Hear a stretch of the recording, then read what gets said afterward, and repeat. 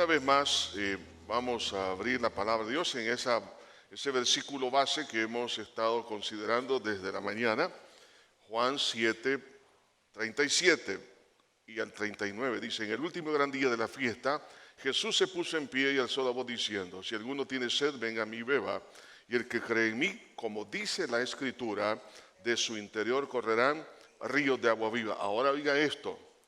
Esto dijo del Espíritu que habían de recibir quienes, los que creyesen en Él. Creyesen como dice la Escritura, ¿no? Pues aún no había venido el Espíritu Santo, porque Jesús no había sido aún glorificado. Entonces, el tema de esta clase o conferencia es el testimonio del Espíritu Santo sobre quién es Jesús. Para ello es importante que comprendamos la obra del Espíritu Santo en el Antiguo Testamento. Por ejemplo, en Génesis capítulo 1, versículo 2, dice: y la tierra estaba desordenada y vacía, y las tinieblas estaban sobre la faz del abismo, y el Espíritu de Dios se movía sobre la faz de las aguas. La tierra desordenada y vacía, el Espíritu Santo trayendo orden.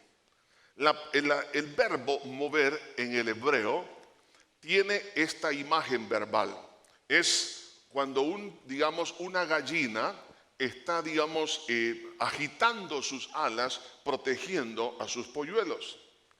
Ese verbo se ocupa aquí cuando dice: y el Espíritu se movía, o sea, envolvía la faz de las aguas. Entonces vemos al Espíritu Santo actuando en la creación. El Espíritu Santo no solo actúa en la parte espiritual, pero también en la parte material.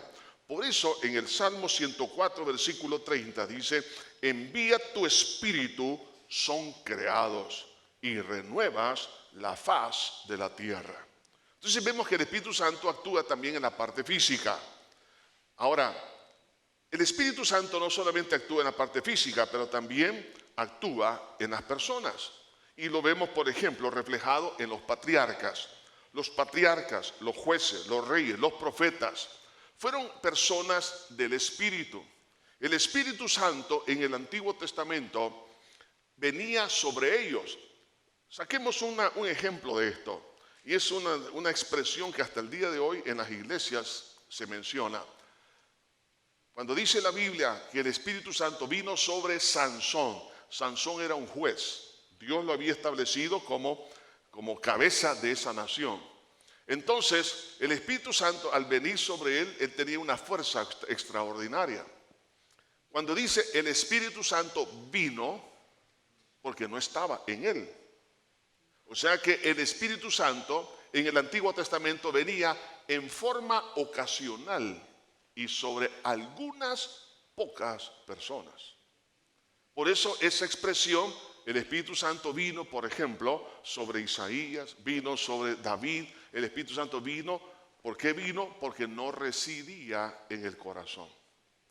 Entonces, cuando el Señor Jesucristo dice, el que cree en mí, como dice la Escritura, de su interior correrán ríos de agua viva. Y esto lo dijo del Espíritu Santo que habría, que habrían de recibir los que creyesen en él, porque aún, esto es muy importante, aún no había sido él glorificado. ¿A qué se refiere eso? Tiene que ver con la muerte y la resurrección de Jesús. ¿Por qué en el Antiguo Testamento el Espíritu Santo no podía venir a vivir dentro de los patriarcas, los reyes, los sacerdotes, los profetas, sino que venía sobre ellos en forma ocasional y les daba una capacidad de sabiduría? Cuando venía el Espíritu Santo, daban la revelación de Dios por palabra de ciencia, los dones de milagros. Todo eso se dio porque el Espíritu Santo venía en ese momento, pero no se quedaba dentro de la persona. ¿Por qué es importante que veamos esto? Porque esto tiene que ver y nos habla también con respecto al Mesías. Entonces, el Señor Jesucristo habló de este tema en Juan 14, versículo 16. Yo rogaré al Padre y os dará otro consolador para que esté con vosotros para siempre. El Espíritu de verdad, el cual, oiga esto, el mundo no puede recibir. ¿Quién es el mundo? Los no nacidos de nuevo. Porque no le ve ni le conoce. Pero vosotros le conocéis, porque mora con vosotros y estará en vosotros. Una cosa es con y otra cosa es en. La preposición de lugar en significa dentro de. O sea, los discípulos tuvieron la misma experiencia que tuvieron los hombres y las mujeres del Espíritu en el Antiguo Testamento.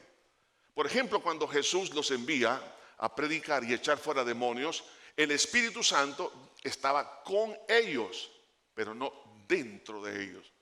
No se aflija, permítame.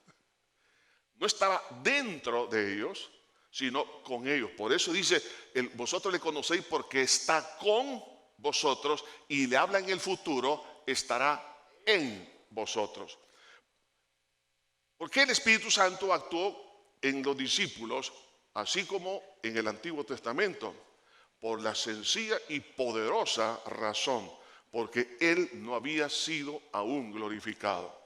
Eso entonces nos hace retroceder un poco en el tiempo. Y Dios ya había hablado acerca de eso.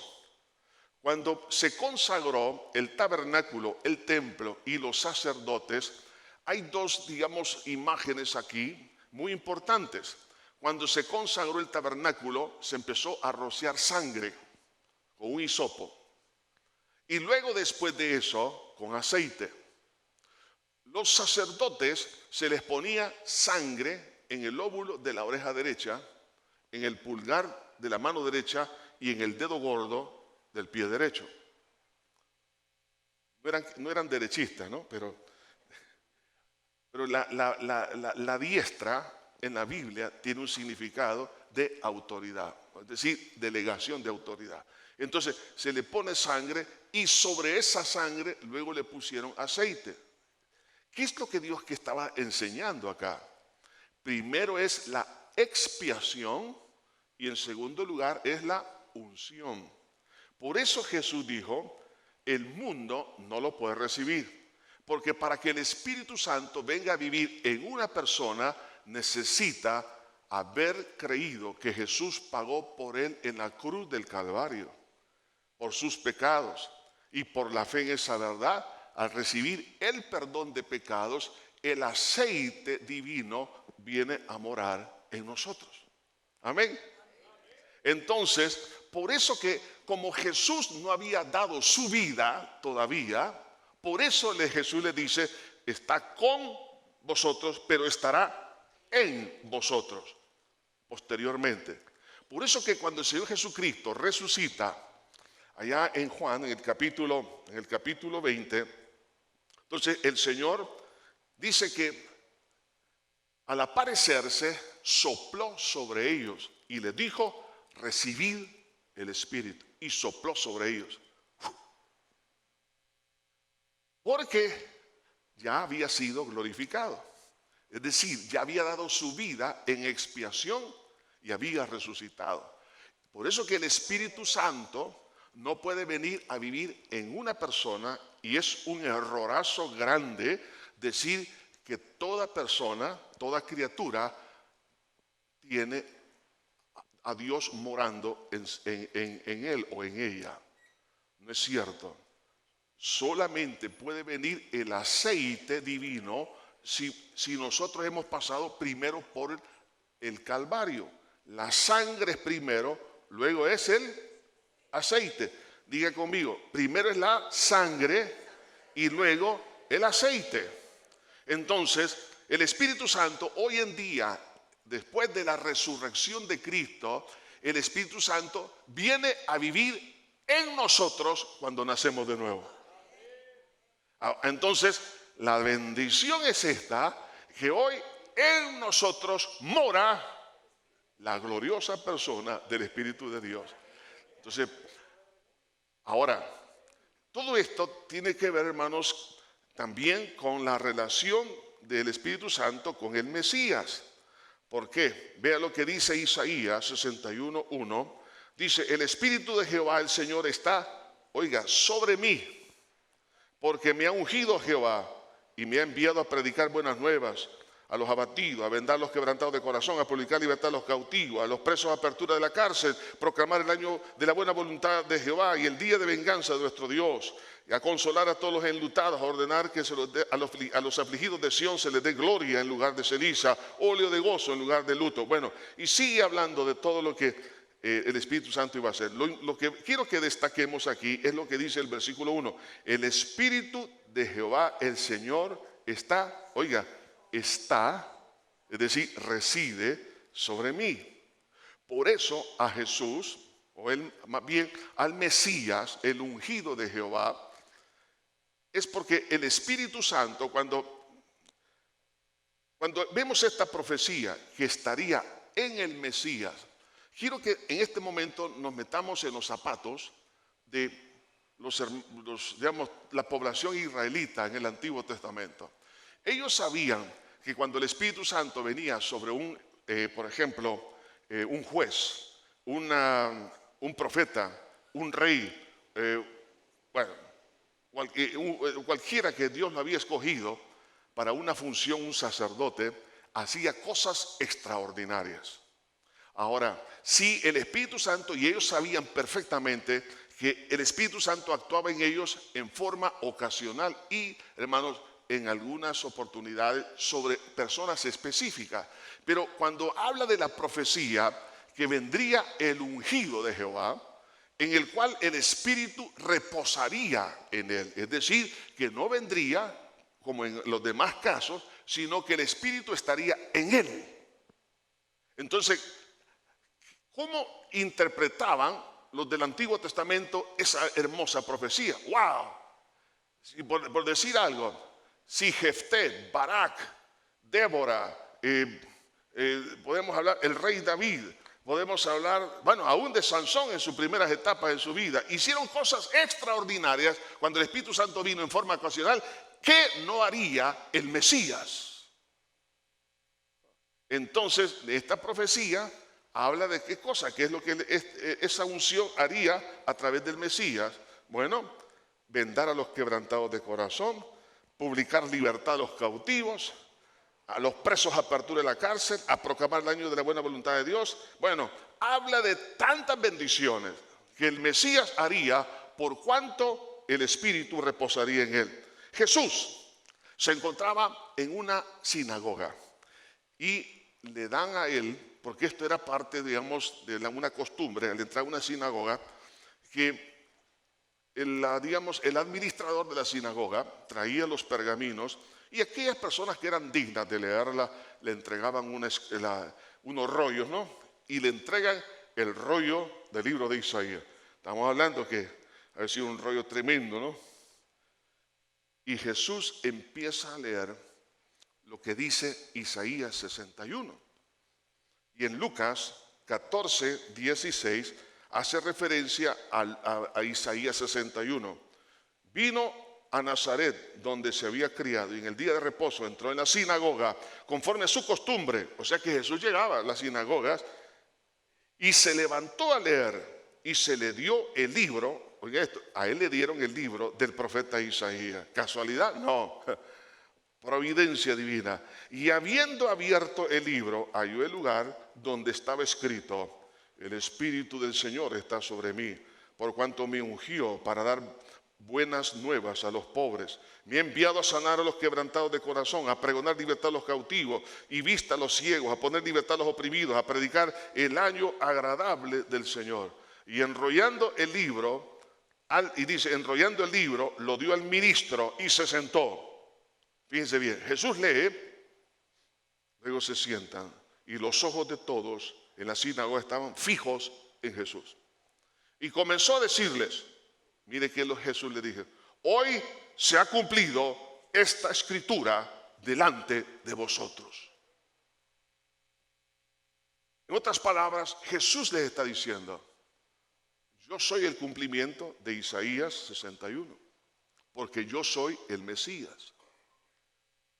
Y dice, y todos daban buen testimonio de él y estaban maravillados de las palabras de gracia que salían de su boca. Y decían, ¿no es este, oiga, el hijo de José? ¿Cómo está diciendo que él es el cumplimiento de Isaías 61, del ungido?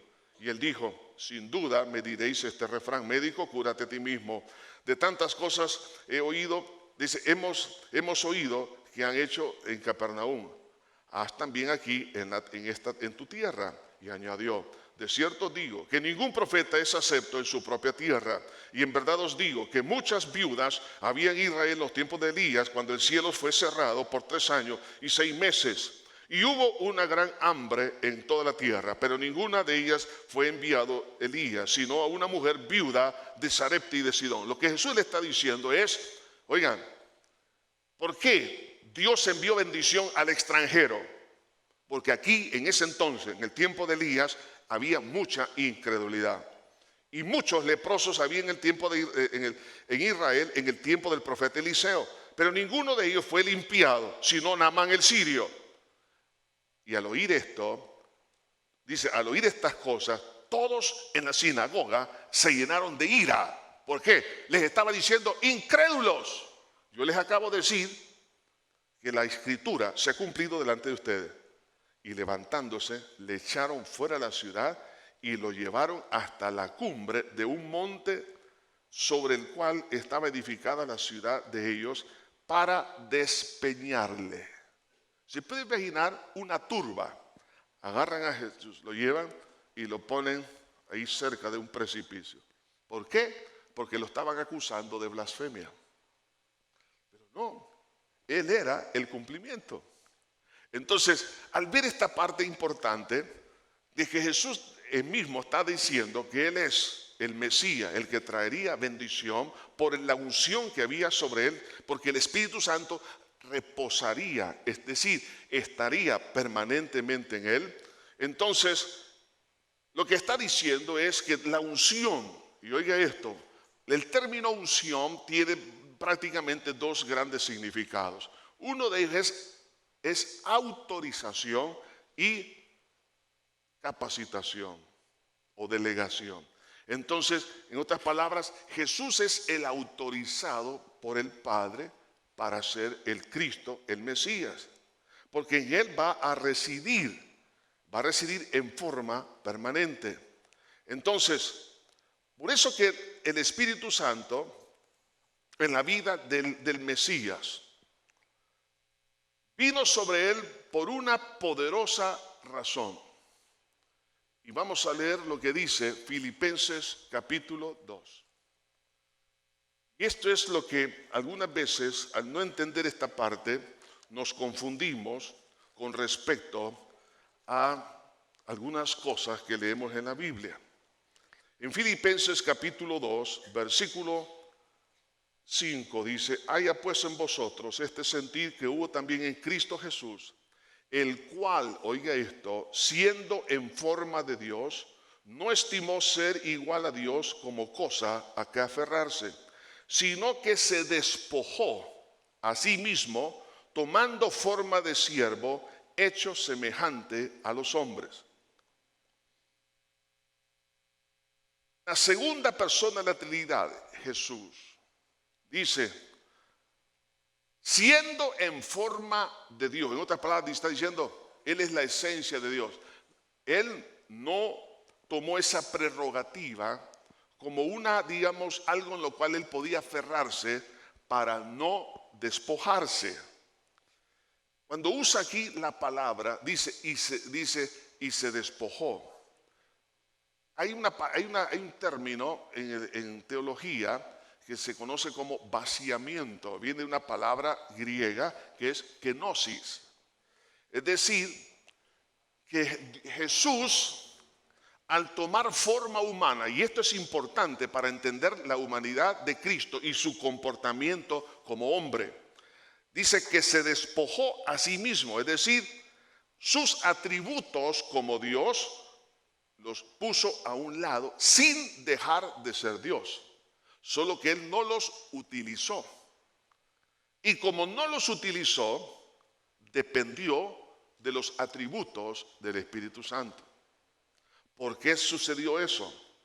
Porque Dios, oiga esto, o más bien Jesús iba a vencer el pecado, la carne, el mundo, a Satanás no como Dios, porque Jesús no tiene rivales, Dios no tiene rival. Por eso que Jesús lo venció a Satanás y el pecado como hombre. No hay otro mediador entre Dios y los hombres, sino Jesucristo. ¿Qué cosa? Hombre. Entonces, por eso Satanás no soporta que un hombre, es decir, la naturaleza humana de Cristo, lo haya vencido en la cruz. Entonces, por eso que fue necesario que Él dejase sus atributos sin dejar de ser lo que era, solo que no los utilizó. Por eso que todo lo que Jesús hizo en su ministerio en esta tierra, en el momento de su encarnación, lo hizo por el Espíritu Santo. Vemos expresiones como esta. Jesús dijo, si yo por el Espíritu de Dios echo fuera los demonios, el reino de los cielos ha llegado a vosotros. O sea que fue el Espíritu Santo en la vida de Cristo, o los atributos del Espíritu, los que funcionaron en Cristo, porque Él no podía utilizar sus atributos como segunda persona de Trinidad, porque Él tenía que ser 100% hombre para vencer en la cruz. No tenía que ser, ¿por qué? Porque el que pecó fue el hombre. ¿Y quién tenía que pagar? El hombre. Entonces, por eso Jesucristo hombre, Dios hecho carne, entonces tenía que llevar el pecado suyo y mío y la condenación y vencer a Satanás, no como Dios, sino como hombre. Entonces, al entender esto, vemos a Jesús, por ejemplo, en el Evangelio de Marcos, lo vemos bien humano. Sí, Jesús se cansó, Jesús comió, por eso Jesús oraba. Amén. Porque estaba en calidad, oiga, no estaba usando sus atributos divinos, por eso dice ahí, se despojó. Entonces, al haberse despojado de sus atributos divinos, sin dejar de ser Dios, es decir, no los utilizó, entonces tuvo que depender ¿de quién? Del Padre y del Espíritu Santo. Para, entre otras cosas, enseñarle a usted y enseñarme a mí, que si yo quiero tener una vida victoriosa, tengo que depender de mi Señor y del Espíritu de Dios. Amén. Entonces, gloria al Señor. Denle un fuerte aplauso a Cristo por eso. Es que es hermoso, ¿no? Entonces, cuando vemos esto, hermanos, es increíble, claro. Todo lo que Jesús hizo, lo hizo por el Espíritu Santo. Porque tenía que vencer como hombre, no como Dios. Entonces, por eso que vemos a Jesús que oraba. Vemos a Jesús que se cansaba.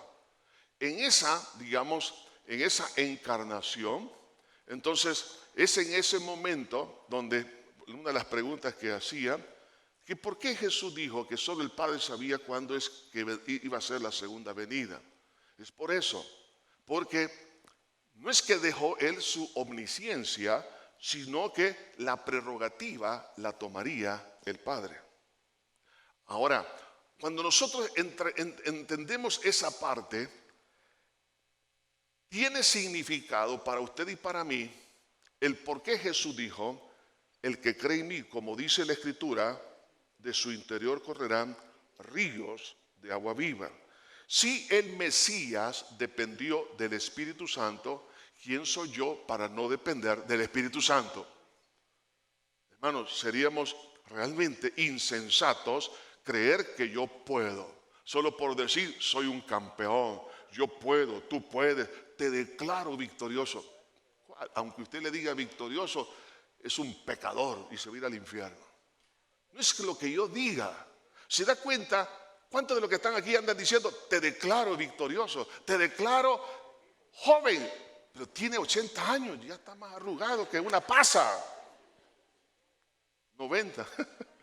Entonces te declaro, y algunos empiezan ahí en el espejo, reprendo las arrugas, declaro que estoy joven. Diga lo que diga, espejito, espejito, dime la verdad. Ok, entonces, por eso que tenemos que depender nosotros también del Espíritu Santo.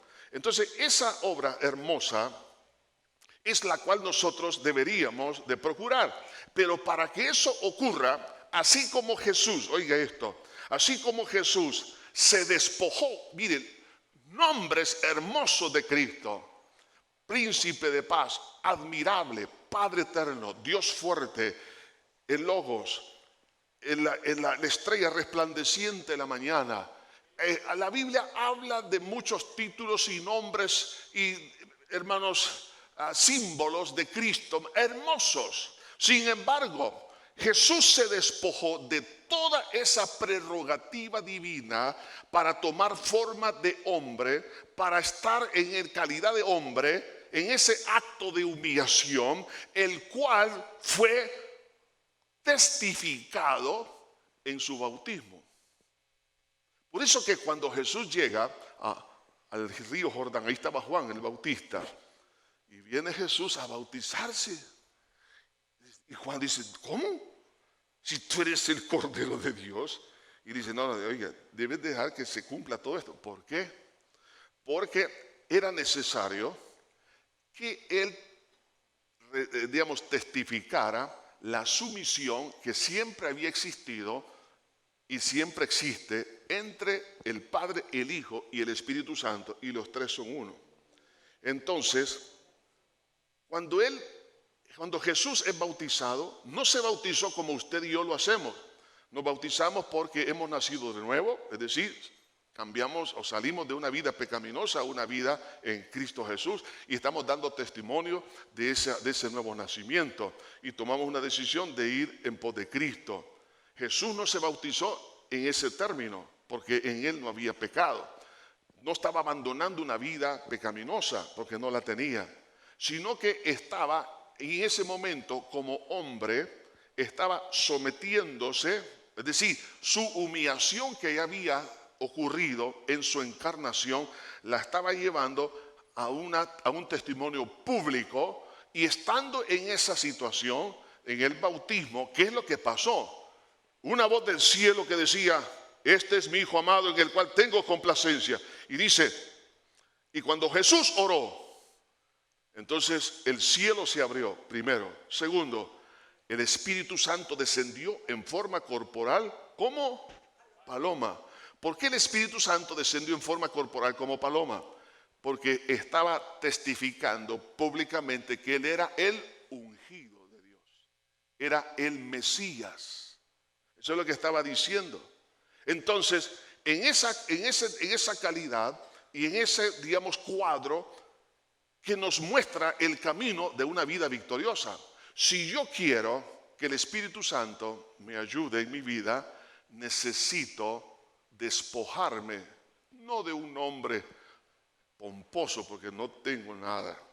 No me puedo despojar de una realeza, de una pureza, de una vida celestial. No, hermanos, peor nosotros. Qué triste. Si Jesús, siendo Dios, se despojó de sus atributos, dejándolos a un lado, ¿por qué nos cuesta a nosotros despojarnos de la vanidad? Nos creemos que somos arcángeles, nos creemos superiores a los demás, andamos viendo a otros pecadores y nosotros no vemos la viga que está en nuestro ojo y siempre andamos viendo la paja de otros. Vemos, hermanos, nos creemos que somos los non plus ultra, y no quiero despojarme de la soberbia, siendo pecador, y Cristo sin pecado se despoja de sí mismo. Ahora, ¿cómo quiero que el Espíritu Santo venga sobre mi vida si hay prepotencia y soberbia? Vea esto, quiero que nos transportemos a la topografía en Israel. Cuando Jesús fue bautizado, dice la Biblia que Juan el Bautista lo hacía en un lugar llamado Betábara. Betábara está muy cerca del Mar Muerto y es la parte más baja sobre la superficie terrestre en todo el globo terráqueo.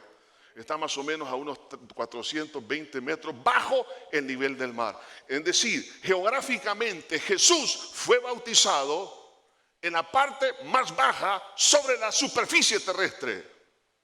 Alguien podría decir, ¿por qué no fue al monte Everest? Se fue a la parte más baja.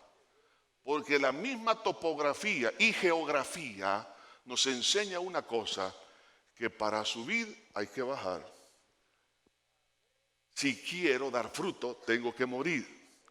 Tengo que someterme, me humillo. Entonces, cuando la Biblia dice, el Señor Jesús, el que cree en mí, como dice la Escritura, automáticamente me está eliminando a mí. Yo ya no tengo que creer en mí, que soy campeón, o la hermanita campeona. Que tenga oídos para oír, que oiga. Algunos creen que pueden hacer todas las cosas. Sin embargo, Jesús dijo, separado de mí, nada podéis hacer. Entonces, si yo no me humillo, entonces no voy a gozar de lo que Jesús dijo. De vuestro interior correrán ríos de agua viva. En otras palabras, esa humillación viene de esta manera. Dejo de creer en mí y en lo que me rodea y me enfoco mi fe en Jesús. Y cuando hago esto, eso se llama humildad. Eso significa descender a mi propio Jordán. Y cuando lo hago, ¿qué es lo que va a pasar? Igualmente, el Espíritu Santo nos va a capacitar. Vendrá sobre nuestra vida, es decir, en este caso no es que vendrá, porque ya está, si somos nacidos de nuevo. Si entonces se va a abrir las compuertas, es decir, el Espíritu Santo tendrá el espacio en nuestra vida para que Él se manifieste como una fuente que no puede ser parada. Entonces, en ese cuadro, el Señor Jesucristo quiere que nosotros entendamos que es fundamental el poder realmente abrazar esa experiencia de poder recibir esa bendición del Espíritu. Y quiero terminar haciendo referencia en el libro de Ezequiel, porque este libro está hablando de ese río del cual Jesús dijo. Y vamos a irnos entonces a Ezequiel capítulo 47. Y es un cuadro hermoso. Por eso tiene ahí como título en esta referencia, aguas salutíferas. Entonces, leyendo esta palabra, vamos a leer, dice versículo 1, me hizo volver luego a la entrada de la casa. Y he aquí aguas que salían de debajo del umbral de la casa hacia el oriente, donde la fachada de la casa estaba al oriente, y las aguas descendían de debajo hacia el lado derecho de la casa, al sur del altar. Y me sacó por el camino de la puerta del norte y me hizo dar la vuelta por el camino exterior, fuera de la puerta, al campo de la que mira al oriente, y vi que las aguas salían del lado derecho. Y salió el varón hacia el oriente, llevando un cordel en su mano, y midió 1000 codos y me hizo pasar por las aguas hasta los tobillos. Primer cuadro de un templo. Pero de ese templo salen aguas. Ese templo, esa profecía, está hablando, por supuesto, tiene que ver con el milenio también, pero en primera instancia habla de Jesús. Jesús dijo, destruid este templo y yo en 3 días lo reedificaré, hablando de su cuerpo. Entonces, en otras palabras, viene a ser como la roca, la cual fue herida, y de esa roca herida salió agua. Entonces, el agua salía del templo, es decir, que la acción del Espíritu Santo viene por Jesús. Por eso Juan el Bautista dijo de Jesús, Él, hablando de Jesús, os bautizará con Espíritu Santo y fuego. El Espíritu Santo no puede manifestarse si no es a través de la persona y la obra expiatoria de Cristo. Entonces, el primer cuadro que ve aquí en esta visión es que debajo del templo salen aguas. Y esas aguas hablan de qué cosa? del Espíritu. Ahora, esta descripción que hace en estos versículos habla, por ejemplo, de una experiencia interna incuestionable en la salvación y llenura. ¿Por qué? Porque sale del templo y las aguas, dice, me hizo pasar por las aguas en primer lugar hasta los tobillos, pero midió otros 1000 codos y me hizo pasar las aguas hasta las rodillas. Midió luego otros 1000 y me hizo pasar por las aguas hasta los lomos. Midió otros 1000 y era ya un río que yo no podía pasar, porque las aguas habían crecido de manera que el río no se podía pasar sino a nado. Nos damos cuenta que la experiencia con la persona del Espíritu Santo va en crecimiento. Es una experiencia interna e incuestionable para aquel que ha recibido a Cristo. No puede explicar lo que Dios ha hecho. Es imposible. Por eso Jesús dijo a Nicodemo, Nicodemo, tú me estás preguntando cómo un hombre puede nacer de nuevo. Yo te dije que es si el que no nace del agua y del Espíritu no puede entrar al reino de los cielos. Es que no se puede entender. ¿Por qué? Pero así como no puedo yo entender por dónde entra, y Jesús hace esta analogía, el viento, que puede entrar por aquí, pero no sé si va a salir por acá, o va a ir por allá, por aquí atrás, no sé. Lo que sí sé es que puedo sentirlo. Entonces, usted y yo podemos experimentar al Espíritu Santo. No puedo entender toda su obra. ¿Por qué? Porque es una obra majestuosa, divina. Entonces, por eso habla aquí que primero las aguas le llegaban hasta los tobillos, pero llega un momento que no puede pasar el río sino a nado. Lo que me está diciendo la Escritura, que la experiencia del Espíritu Santo va a ir en aumento de gloria en gloria y de poder en poder. Oh, pero primero tengo que creer en Jesús, como dice la Escritura. Entonces, eso, al llegar a ese nivel, wow, que no puedo pasar sino a nado. Sencillamente lo que me está hablando es la sustentación por el Espíritu Santo. Eso implica lo que la Biblia dice, la llenura del Espíritu Santo, andar en el Espíritu.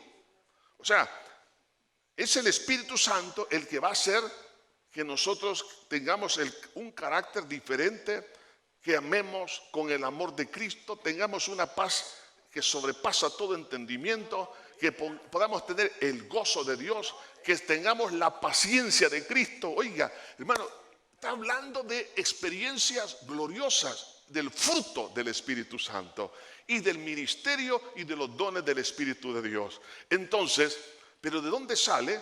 Sale de la fe en Cristo Jesús. Si yo no tengo la fe en Cristo, como dice la Escritura, no va a fluir. Pero oye, mire, aquí entonces me habla de muchas cosas, resultados y frutos sobrenaturales, porque el versículo 6 dice, y me dijo, ¿has visto esto, hijo de hombre? Dice, después me llevó y me hizo volver por la ribera del río, y volviendo yo vi que en la ribera del río había muchos árboles a uno y otro lado, lo cual me está diciendo que hay sencillamente, no solo una experiencia milagrosa, sino una experiencia en resultados o frutos sobrenaturales. A ambos lados del río había muchos árboles. No solo eso, sino que una experiencia de sanidad interna. Versículo 8. Y me dijo, estas aguas salen a la región del oriente y descenderán al Arabá. Geográficamente está apuntando al Mar Muerto, ese río. Y entradas en el mar recibirán sanidad las aguas. Usted y yo estábamos muertos en nuestros delitos y pecados, pero cuando el Espíritu Santo vino, nos regeneró por la obra de Cristo Jesús. ¿Qué sucede? Hay sanidad interna, hermano. La verdadera sanidad interna ahí está. Sí, sanidad de recuerdos, sanidad de la culpa, sanidad de las opresiones del diablo, sanidad de muchas cosas, de complejos, lo que usted pueda imaginarse. Pero también habla de una experiencia de ser llamado a servir a Dios. El versículo 10 dice, y junto a él estaban los pescadores, desde Engadi hasta Englaim será el tendedero de redes, y por sus especies serán los peces tan numerosos como los peces del mar grande. El mar grande en la Biblia se refiere al mar Mediterráneo. Entonces el mar muerto está diciendo que donde no hay vida iba a haber vida. O sea, está hablando figurativamente. Entonces, ¿por qué? Porque ahí entraron esas aguas salutíferas, donde fluye el espíritu de vida en Cristo. Dice, donde está el espíritu de Dios, allí hay libertad. Donde hay muerte, retrocede por el espíritu de Dios, por haber creído en Cristo, como dice la Escritura. Entonces, habían ahí pescadores, cada uno con sus redes. Vea, lo que la descripción es una cadena de redes para pescar, desde Engadi hasta Englaim.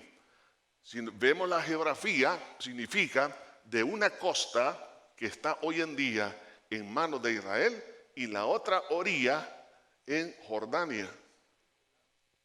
Una red para detener los peces. Ahí están los pescadores. ¿Quiénes son esos pescadores?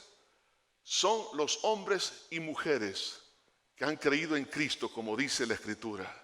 Y el Espíritu Santo, al haber cambiado sus vidas, ahora son ganadores de almas, pescadores. Como Jesús le dijo a Pedro, os haré pescadores de hombres. Ahí estaban sirviendo.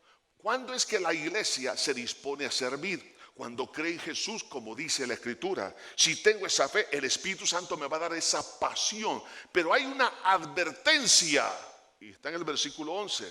Este versículo 11 dice, y sus pantanos y sus lagunas no se sanearán y quedarán para salinas. En otras palabras, el que no se meta a creer en Jesús, como dice la Escritura, y no quiera nada con la llenura del Espíritu Santo, se va a convertir en un pantano y posteriormente en una salina.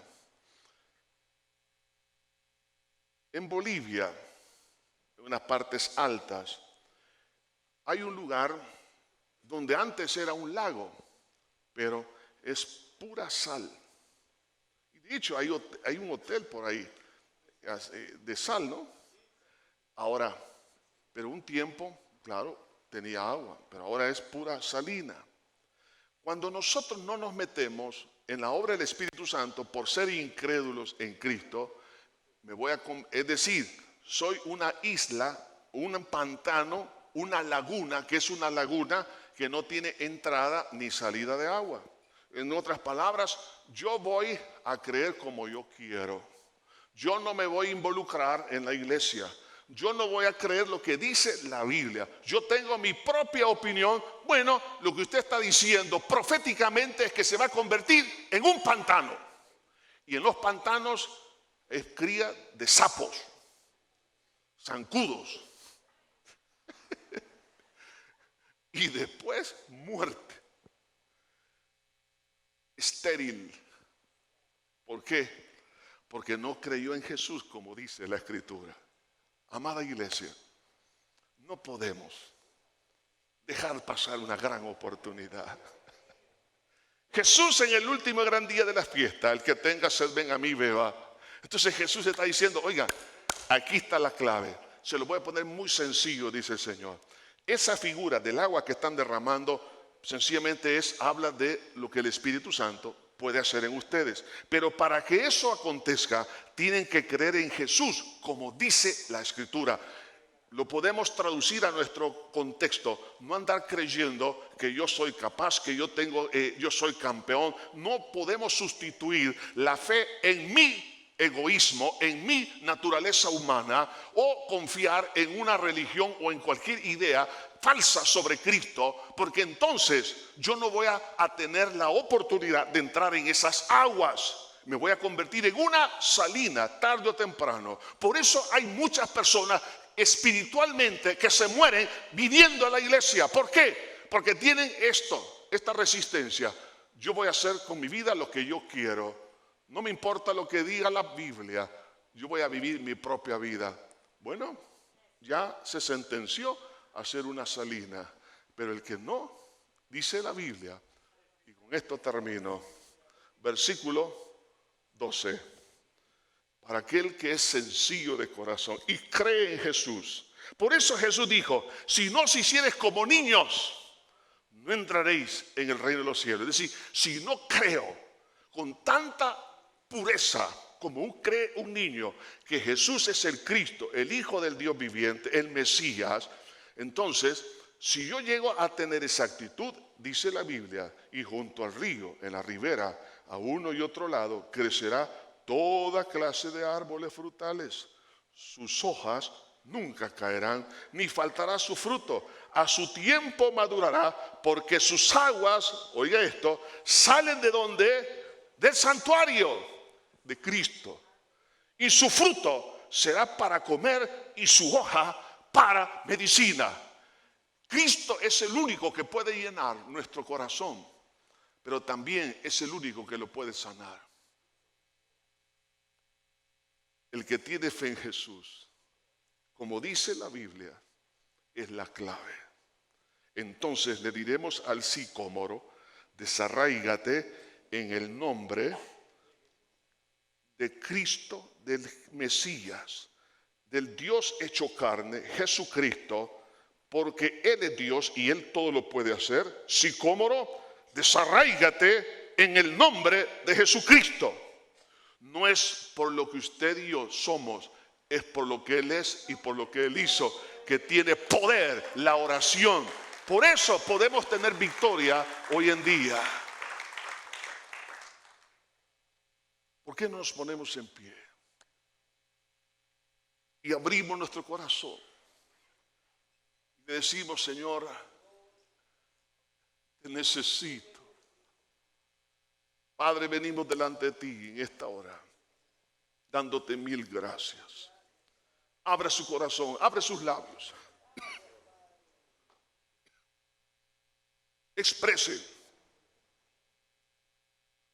ahí en su vida.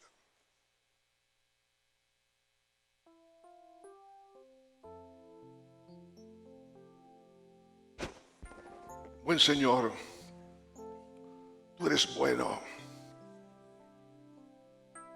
Espíritu Santo, convéncenos de una fe en tu persona.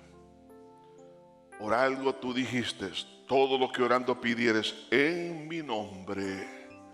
Esa expresión tan corta pero tan profunda implica orar en la verdad, que la simiente, que el hijo de David, Shiloh, el profeta que traería el mensaje único y exclusivo de Dios revelado en su propia persona, en Emanuel, en el pastor de las ovejas, en la cabeza de naciones, el deseado de las naciones. Cuando creo en esa verdad y me paro en ella y la abrazo, ahí está la clave, donde la oración tiene poder, donde los demonios obedecerán al nombre de Jesucristo, el cual estamos creyendo, sobre todo para ser salvo. Señor, para gloria de tu nombre, levanta la fe de la iglesia. Purifica la fe, Señor. Muchos han sido contaminados con ese positivismo barato, carnal, mundano, pecaminoso, pura basura, sustituyendo la basura por el fundamento, arena en lugar de una roca. Dios mío, perdónanos. Perdónanos, Señor. Tú lo dijiste, mi Señor Jesús, tened fe en Dios, no en nuestra capacidad. Fe en Dios es distinto y no puede ser sustituido por el positivismo, que no es otra cosa, fe en uno mismo. Señor, perdónanos esto. Porque en el momento de la angustia, de los problemas, la casa se cae sencillamente por esa basura en la cual hemos edificado nuestra vida. Pero ahora, Señor, queremos volver al fundamento. Jesús el Cristo, el deseado de las naciones, el Shaddai, el Santo de Israel. En el nombre de Jesús. Por eso en el nombre de Jesús hay poder. En el nombre de Jesús, en este momento, toda hueste espiritual maligna retroceda al nombre de Jesucristo, que te venció en la cruz del Calvario. Huye de esta vida. Retrocede ahora en el nombre de Jesucristo. Sal de esa vida. Las cadenas se rompen ahora en el nombre de Jesús por tu obra en la cruz. Señor, no hay pecado que tú no puedas perdonar. Ahí donde está, estimado amigo, hermano en Cristo, si usted está hundido en el pecado, crea en Jesús y en su obra. Si confesamos nuestro pecado, Él es fiel y justo para perdonarnos. Y el Espíritu Santo ejecutará lo que Cristo hizo por usted y por mí en la cruz. Lo hará en nosotros. Y al repetir esta oración, diga: Señor Jesús, perdóname todos mis pecados con los cuales te he ofendido. Perdona mi incredulidad. Perdóname por haber cambiado el fundamento. Creer en mí en lugar de ti, en ti. Perdóname, Señor. Este día me arrepiento de corazón y me humillo delante de ti y desciendo a mi propio Jordán. Es decir, quiero sentir el poder de la humillación, de la negación, para experimentar la unción del Espíritu Santo. Señor, bendice la iglesia en toda la tierra. Que volvamos a la fe, volvamos a las sendas antiguas, volvamos a creer en el Cristo vivo y resucitado y que viene por segunda vez. Emmanuel, Dios con nosotros. Trae esa fe nuevamente, Señor, para que podamos, Señor, levantarnos en victoria. En el nombre de Jesús de Nazaret, Dios del cielo.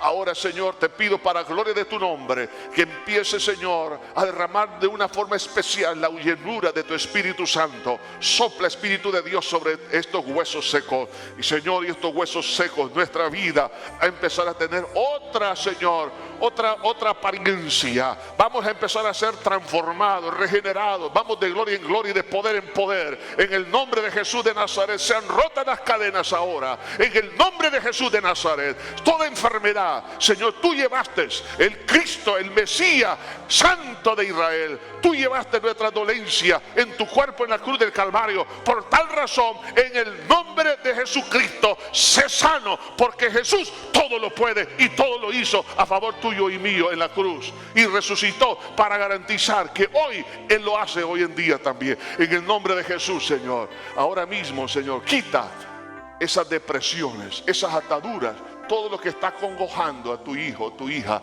Padre, sean sanados, liberados para la gloria de tu nombre. Bendice a cada uno, Señor. Tráele ahora, Señor, nuevas fuerzas. Gracias, gracias, Señor.